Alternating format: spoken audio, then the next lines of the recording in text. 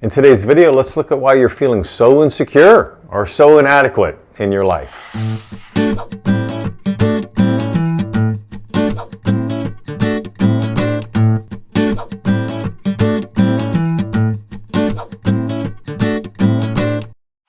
So when we think about it, we're not born feeling inadequate. That comes in terms of what's heaped on us as we're growing up. It's not a natural part of who we are. When we were young and we felt afraid or anxious, it's very common to start believing that there must be something wrong with me.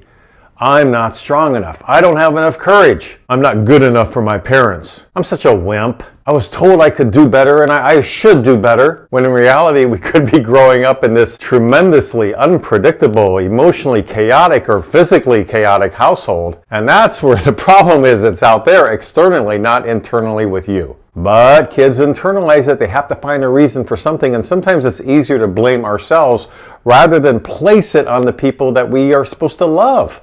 Then it becomes too threatening in a way to blame somebody or a situation that we're told is supposed to be valuable and meaningful and wonderful for us. Well, it's a little too risky to blame them, but it is certainly easier to blame ourselves. So we grow up thinking there's something wrong with us, which causes a great feeling of inadequacy, inferiority, and the sense that I'm not good enough. As we get older and hopefully begin to work through some of this, begin to figure it out, it can be quite a journey to make ourselves realize and fully understand we are enough. This takes a lot of courageous steps, but these are courageous steps we need to take. We have to reclaim ourselves. One of the first steps you can take is to realize that just because you have a feeling of inadequacy or inferiority doesn't mean it's true. Or we can catch ourselves with those thoughts and that doesn't mean it's true. It's important to know our feelings and our thoughts, but that doesn't mean we have to honor them. That's two separate different topics here. So if you're believing all your thoughts, let's say, about inadequacy, well, then you're doomed in a way, right? Because you're going to keep believing the thoughts, even though they're not accurate. Just because you had a crazy stepmother when you were 6 years old who told you you're going to amount to nothing, you're worthless, is that really true? Or is it more based on the fact that she was a chronic alcoholic and just lashed out at everybody? So we begin to counterpunch the negative toxic messages we were given as a child with what the reality really is. A lot of this ties into attachment issues. That may be a term you've heard of. There's lots of theories and ideas about attachment in general. I just want to look at right now attachment between ourselves and our parents. If we don't have a strong, healthy bond, a healthy attachment with our parents, then likely there's going to be some emotional trouble in terms of the blaming ourselves like we're not enough.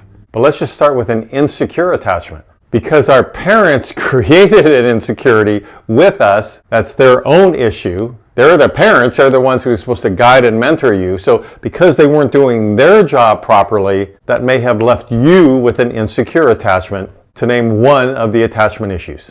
So what may happen with that as we get a bit older? Well, for dating, we're probably not going to necessarily choose the best partners, right? Or it's interesting how we have friends around us that we can reenact some of the toxicity from our past. Things that make you go, right? Why am I doing this? We actually want to recreate, even seek out, because on some level, sometimes unconsciously, we want to be able to conquer it. We couldn't conquer it when we were little kids.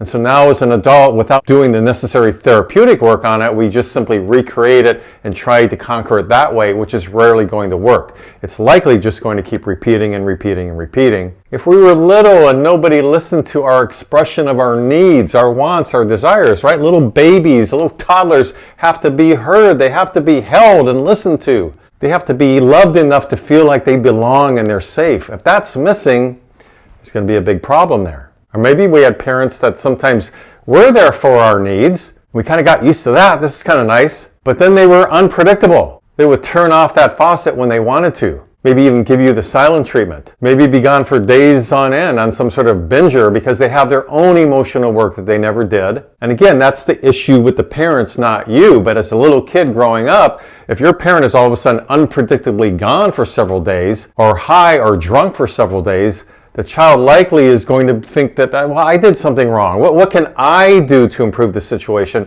When in reality, it has nothing to do with that child at all. It's all about the toxic parent not taking responsibility for themselves. And then as we're feeling now inadequate and inferior and probably insecure, then as a child, but now even as an adult, we may take on aggressive ways to try to get our needs met. That's when we're shouting at people. You've got to understand me. We're almost trying to force it, trying to control it, right? Trying to make people be what we want. Well, we can't blame ourselves for that in a way, right? Because it's the way we were raised. But what we can learn is that's not going to be helpful as an adult. It's not so much about trying to change others, trying to find our value in them so that they can justify us. They can give us that validation that we're so hoping to get. That's usually the goal. Please love me. Please tell me I'm okay. We begin to realize this is more of an internal journey. We begin to see, I've always been okay. I was just raised with toxic parents. I've always been very lovable and I'm quite okay. So let me stay with that and explore then the reactions I had to have, the feelings that go along with that growing up